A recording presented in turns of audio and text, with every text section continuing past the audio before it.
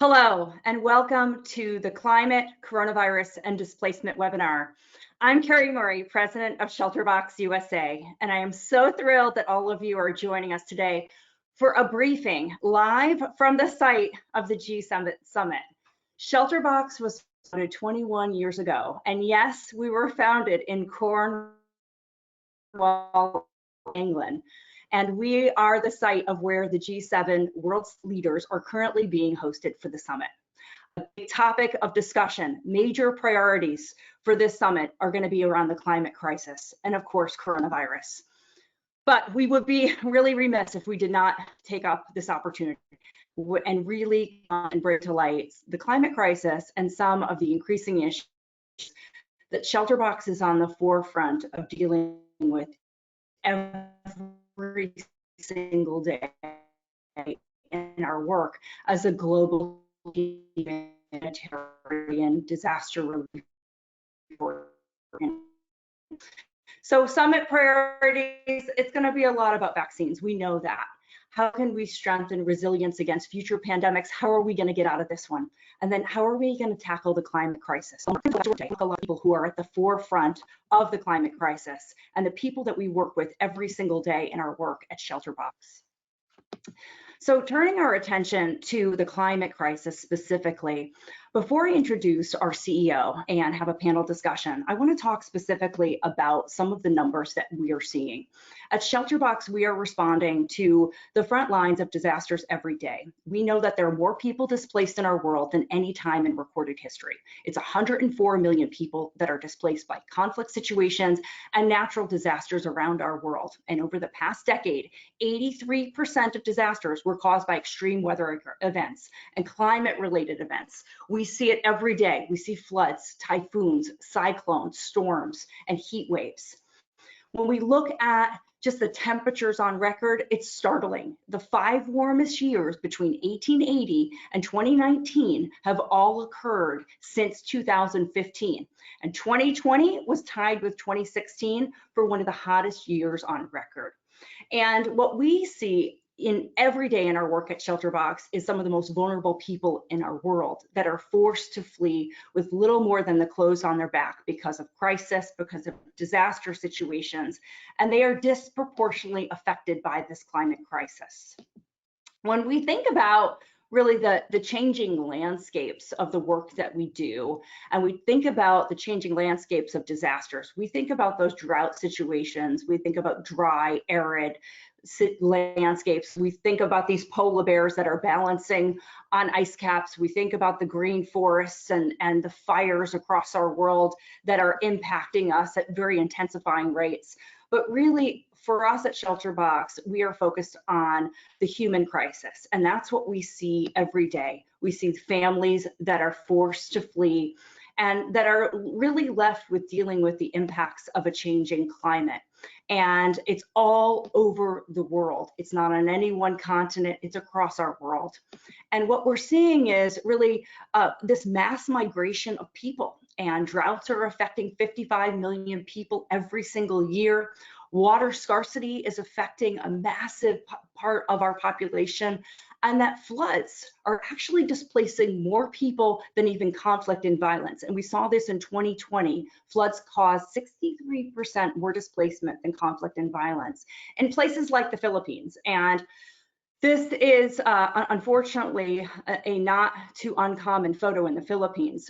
At ShelterBox Operations Philippines, we are responding to several disasters every single year. We set up operations in Cebu, Philippines to deal with the typhoons that impact and are endemic to that island nation. And this is really what we're thinking about every day, the human lives and the families on the front lines of these crisis situations. And so as an aid organization, we see there's this massive displacement that's fueling a major need for shelter. And that includes places like Vanuatu. This was a huge disaster that plagued our world last year in 2020. While most of us were dealing with the impacts of the pandemic, the residents of Vanuatu, an island nation, were dealing with a Category 5 cyclone, Cyclone Harold. And some of those islands destroyed 95% of the structures. ShelterBox was one of the only organizations outside of the South Pacific to respond to that disaster. But we are responding every single day. And what we found is whether it's a natural disaster, a conflict situation, or even now a global pandemic, shelter is one of the most transformational differences you can make in someone's life. On the front lines of disaster, we're bringing emergency shelter and basic supplies to help families simply recover after disaster. These are some of those items that ShelterBox brings.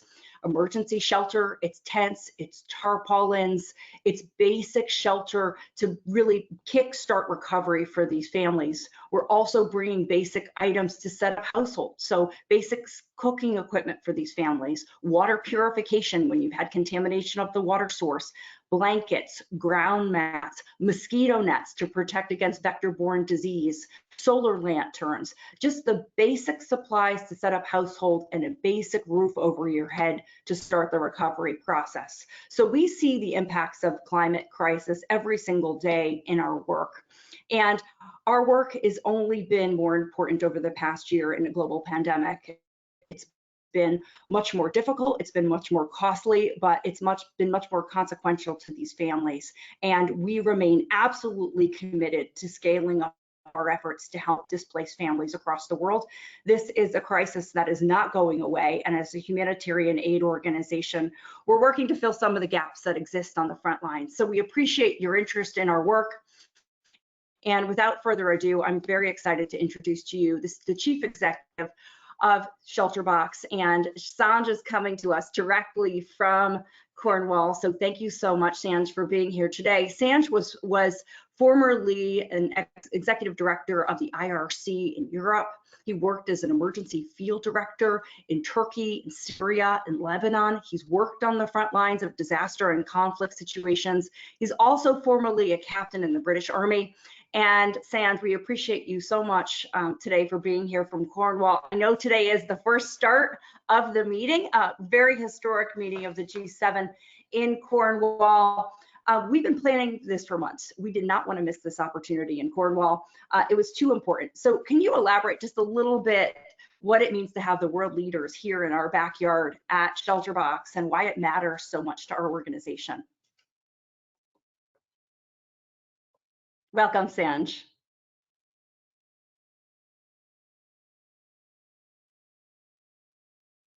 Sorry, unmuting issues. It's great to join you all. Thank you, Kerry.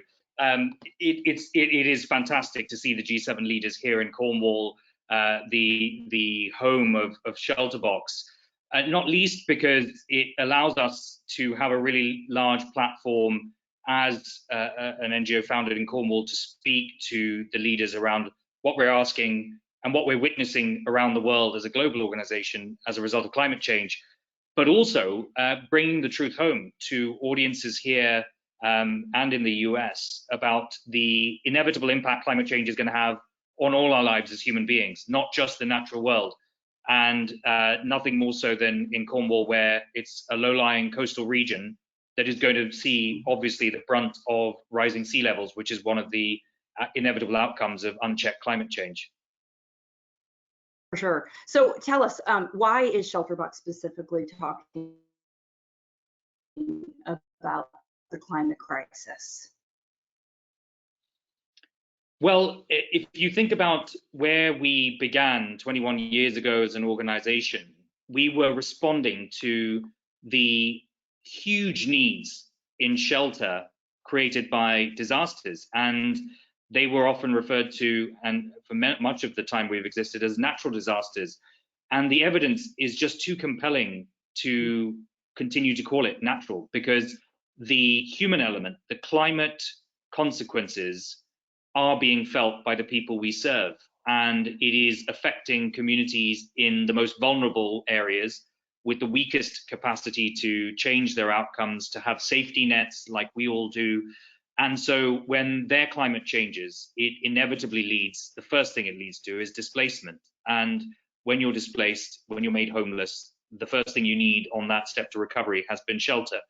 So increasingly, the people we serve and their stories tell us about the consequences of climate change. And the interesting thing is, not many of them, if I'm honest, would use the word climate change, but what they describe to us is exactly that. It's shifting weather patterns, not variabilities in weather, but actual permanent changes in weathers, increasing amounts of rain in the monsoons in India, the drying up of water sources and agricultural land in sub-Saharan Africa, the frequency and intensity of storms in the Philippines. And it's putting that evidence together and recognizing if we don't speak to root causes, as we do for conflict or anything else, when it comes to natural disasters, or rather human-made disasters, then we're doing a disservice to them. We're providing them the band-aid solution, which is, of course, emergency shelter that often saves lives and helps recovery, but we're not really talking about how did it all begin and why is it intensifying. Right. So just to add on to that, Sanj, and I know there's been some data that has been released this week from ShelterBox. Can you share a little bit more of the impact and the growing impact over the next 2 decades that we're looking at in terms of, just to put it into context, in the number of homes we anticipate being lost? Absolutely. So we've been working with university colleagues here in the UK on data modeling for the next 20 years, based on data for the past 20 years and also for 2020. And it tells us that by 2040, 167 million homes will be lost due to the extreme weather phenomena that we're seeing and is driving displacement this year. And that is truly huge if you think that's estimated to be 836 million people. So there is a cost element. There's also a loss of human habitat element. When they lose their homes, they're also going to be displaced to other places that put increased resource burdens there. And that number of 167 million homes, if it's helpful to quantify, is only 30 million more than the total number of homes in the United States. So it is a country the size of the United States being made homeless over the next 20 years because of climate-related weather changes. No, it's unbelievable. And I think people really pause when they hear that number. 160 plus million homes will be lost over the next 20 years. And that's more homes, significantly more homes than are in the United States. It's unbelievable. Can you give us additional context on where that will be, where we're looking at some of the hot spots that we're really focused on as a humanitarian aid organization? Well, first thing to say is where it's not is in some of the richer countries, and particularly in many cases not in G7 countries, the G7 who are meeting in Cornwall. And even if it does occur, the ability of the state to match and respond is much greater than where we're actually going to see the vast majority of the 167 million homes destroyed. It is in areas that are under stress already. The Sahel, which is this belt of land between sub-Saharan Africa to the south and the desert to the north, is definitely one of those areas that we can talk more about, where we're seeing a combination of drought and flooding leading to displacement from Nigeria and Burkina Faso all the way over to Somalia, where 1 million people have been displaced by drought. You may well ask, why is flooding a factor if the world is getting hotter? Well, of course, 2/3 of the earth is water, and when it heats, it becomes rain clouds, and then that rain falls in unexpected places, and it has unbelievable consequences if you follow that chain. When the rain fell in Eastern Africa, it allowed unseasonably damp weather to allow locusts to breed way beyond natural limits, and that led to those locusts consuming, in some cases, the crops worth enough to feed 35,000 people per day. So you follow the causal chain of something like global heating, and it has impacts on food, displacement and shelter, and of course water and lack of it. So these are the places we're talking about, as well as of course Southeast Asia, where, as Kerry said, we have our Philippines operation. And the reason we've got a static operation is we know those typhoons are going to come with an increasing regularity and intensity that demands a regular response. What we're not seeing is addressing the underlying causes and root of that. Thank you, Sanj. No, I know. I mean, as humanitarian aid workers, we want to always help as many people as we can, and we have to say no sometimes, and that's the hardest decision we ever have to make. But We are focusing our efforts on, when you look at the Human Development Index, some of the poorest places on the planet. And these are some of the places that are really at the forefront of the climate crisis. So you talked a bit about the Sahel, and I know we do a lot of work in Cameroon and people who are facing a lot of extreme violence, but also weather-related displacement as well. So maybe can you take us deeper maybe into one of these places, maybe in the Lake Chad Basin of Africa, to really kind of bring some context to it? Yeah. Well, the Lake Chad Basin has lost over 90% of its surface area, which is not well known. The water surface of Lake Chad is now just over 1,000 square kilometers. In the 60s, at least when it was last checked by NASA, it was over 26,000 square kilometers. And that is truly frightening, because there are millions of people who are dependent on that water source for their livelihoods. And of course, when it's not variable weather, sort of seasonal weather changes, but a permanent shift like that, the first thing families are doing are moving. They are becoming displaced. You realize the weather isn't going to come back. You first might try crop rotation or finding other livelihoods, but when you're in states that are weak at the beginning of the crisis, there's very little support you're going to get, so you move. And in the course of movement, you're putting other areas under stress, and parts of the world such as Mali, Burkina Faso are seeing conflict, as well as people displaced purely for climate, which then exacerbates conflict. We're seeing young people, young men, joining extremist groups, not necessarily for ideological reasons, but often because it's a meal and it's a livelihood, however distasteful we may find it. So when we talk about conflict, and I'm sure COVID and also climate, they're not neat.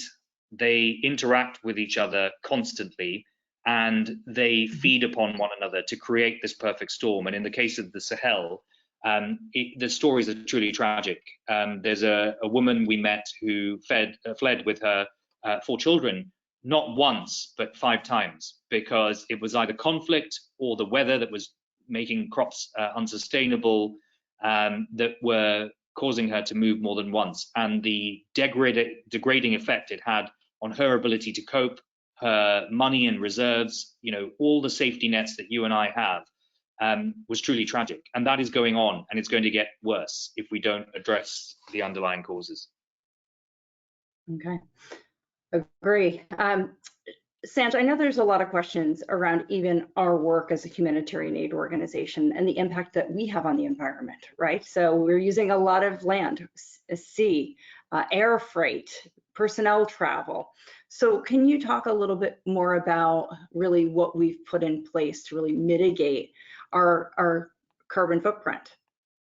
Yeah, absolutely. I mean, the first thing to say is speed is key, because, as I said, the common phenomena in most climate-related displacement, which is increasing, is moving, and it's moving with whatever you can carry, and it certainly isn't your home.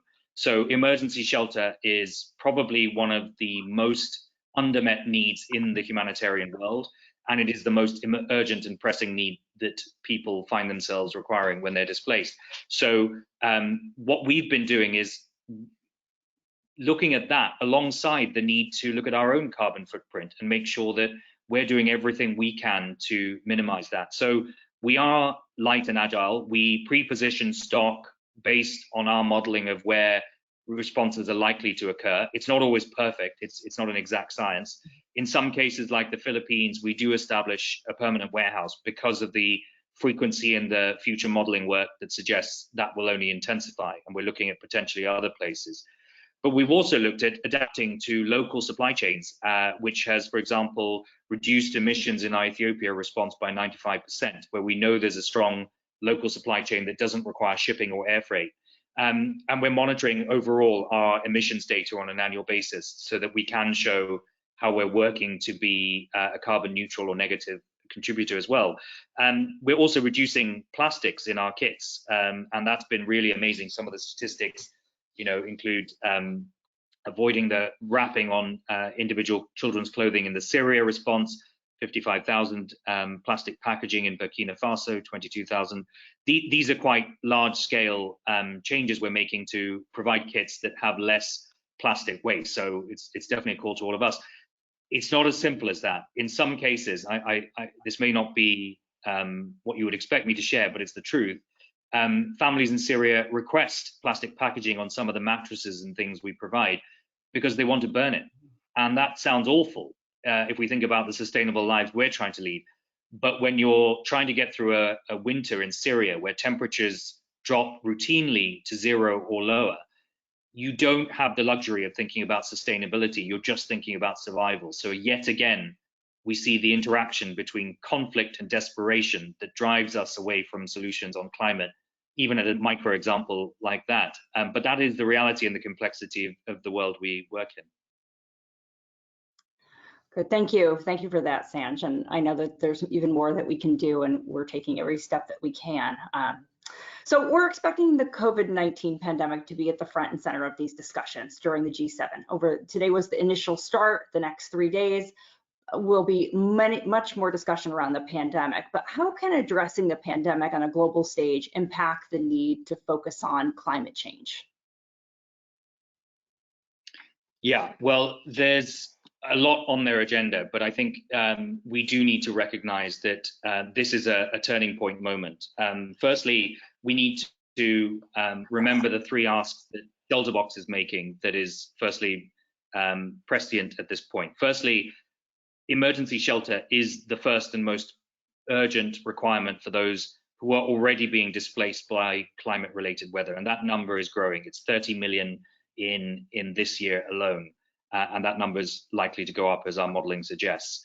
The second is recognizing that sustainable housing, disaster-resilient housing, has to be a priority, and particularly in the United States, there's a lot of innovation around designing and building better disaster-resilient housing, and we're looking at partnerships so that we do leave a legacy beyond emergency shelter, even in partnership with others, so that families don't require that kind of response time and time again. And the third, of course, is coronavirus, recognizing that we need to ensure that vaccine equity means that we're stamping out the virus everywhere. I've said before, and others have said, if it isn't over everywhere, it's not going to be over for any of us. And so when we think about that, and you've heard the large and really positive announcements from President Biden providing huge tens of millions, hundreds of millions of doses, it's not enough just to provide the vaccine. We've got to think about last mile logistics. From previous responses I've done, such as Ebola, it's clear that the breakdown is not the actual provision of the vaccine, it's the preservation of the cold chain. They have to be kept refrigerated, and getting them in places where there's very weak logistics to the last mile, the most forgotten remote rural communities. And the basic logic is not only providing it, but it's in our interest to do it if we wanted to look for self-interest, because this virus is mutating. We know about the Delta variant, or the India variant is a mutation of the original. And if we leave this virus to spread unchecked in forgotten parts of the world, it will end up coming back to us. And so we shouldn't do this out of self-interest reason, of course, but if you needed one, that is a very good reason. And let's remember, if it spread from a town we had never heard of called Wuhan in China, it can spread from a refugee camp you've never heard of, like Minawao in Cameroon, where ShelterBox works. So those are our key asks, and they're really important that we get G7 leaders to take note. So if you are on social media, if you do have connections into G7 governments, it's really important to get that across. Mm-hmm. Thank you, Sanj, and I couldn't agree more. I mean, we know all too well that the COVID pandemic is everywhere, and it's in a lot of these camps that we're working, and it took a little longer to reach, but it has reached the poorest and most vulnerable people on our planet. And I love that you said COVID isn't over until it's over everywhere, and I couldn't agree more. I have a few questions, and I received one from the Alliance for Peace Building, so thank you for sending that in. And it is, how is the G7 promoting conflict prevention as the world is getting more violent? How is conflict prevention being integrated into climate and the COVID strategy? And how do other countries pick up the slack, since donors like the US have cut their funding for peace building and conflict prevention programs? Well, it's clear the G7 need to do more on peace building. We talk about this triple crisis of conflict, COVID, and climate change. They interplay on one another. In Iraq, in particular, there's huge scale displacement driven by conflict that has degraded date fields that make those date sweets. 96% have been displaced multiple times due to conflict and water scarcity reasons, and they are often interrelated because water has to be often artificially irrigated and provided to survive in Iraq, and conflict has smashed that infrastructure. So the interplay between climate-related displacement and conflict is there for us to see. The drop in funding for conflict prevention and peace building is going to impact, therefore, the speed with which people make decisions to flee. So if you are in a state that is free of conflict but faces climate change, we're seeing displacement in much lower levels. So Southeast Asia, Philippines, for example, yes, there's poverty, but there isn't conflict on the scale of parts of the Sahel or East Africa. And the numbers are much, much smaller, 10% of what they are in Africa in terms of displacement. So ending conflict, peace building, will make our job that much easier in terms of dealing then with pure climate-related displacement. That's not a small task in itself, but it becomes more manageable. Unfortunately, we've failed in the past. The conflicts are the crisis of the past. COVID is the crisis of the present, and climate is the crisis of the future, but it's already upon us. So we're going to have to deal with all of these together. Mm-hmm. So what's the call to action? What are you hoping that G7 leaders are going to be discussing this week? What's best case scenario? So I think if we're dealing with the most pressing issue in front of us, it's the fact that obviously coronavirus needs to be ended, and we need a global action plan that isn't just about vaccine distributions, although that is a big step in the right direction. It's a plan, a logistical plan, working with countries where they have less than 1% of their population vaccinated to work out how do they get to the kind of numbers we're seeing in the US and also in the UK, over 50% vaccinated. The other part is we need a plan to address not just emissions. It's fantastic that the United States has signed up to or reaffirmed its commitment to Paris Accords, but we need to recognize the consequences are already upon us and they're affecting the communities ShelterBox works with. So we need a plan to address the displacement that climate-related weather is causing, the funding to do that work, and the resilience building programs that help communities survive future shocks, which are inevitable before things get better. Yes, for sure. I mean, I think the longer term and cutting carbon emissions, obviously absolutely critical, and I'm thrilled that Biden has renewed our commitment to do that. But we're dealing with picking up the pieces every day, and the everyday is right now. And it's the tens of millions of people that are displaced across our world. And I know that's why that we've launched a climate fund. And so can you share with everyone that really what we're looking to do with this? And I know we're working to raise millions of dollars to help us better prepare and respond, but if you can share a little bit more about the climate fund and how people could get involved. Yeah.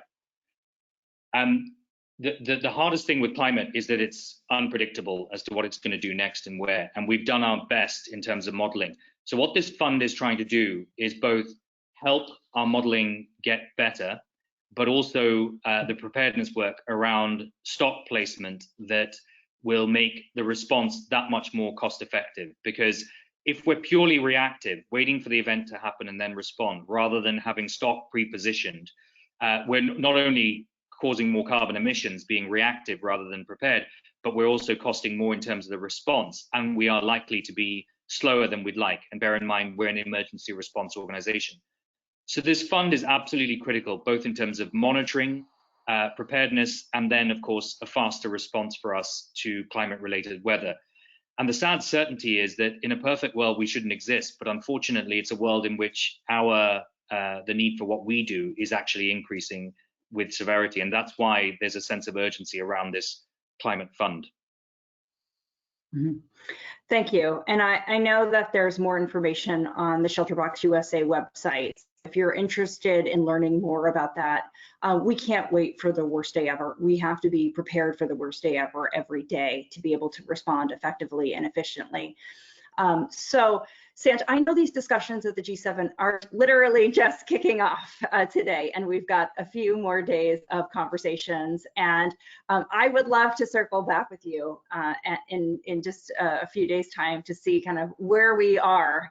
But I really appreciate you being here with us today. I know you have a lot of activities to attend to.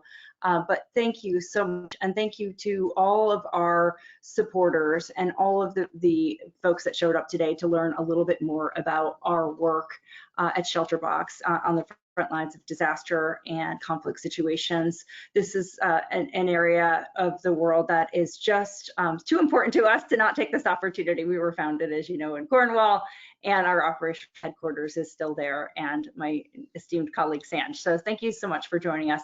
If you have additional questions, please go to the shelterboxusa.org website. I am a big believer in everyone has something to contribute. So whether it's sharing information socially, getting involved, volunteering, donating your resources, please help ShelterBox serve these families, because we are the here and now, and we are really what's on the front lines helping pick up pieces in these communities around the world. So Sanj, thank you so much. We'll talk to you after the G7, but thanks for being here. And thank you everyone for attending today's webinar. We'll see you soon.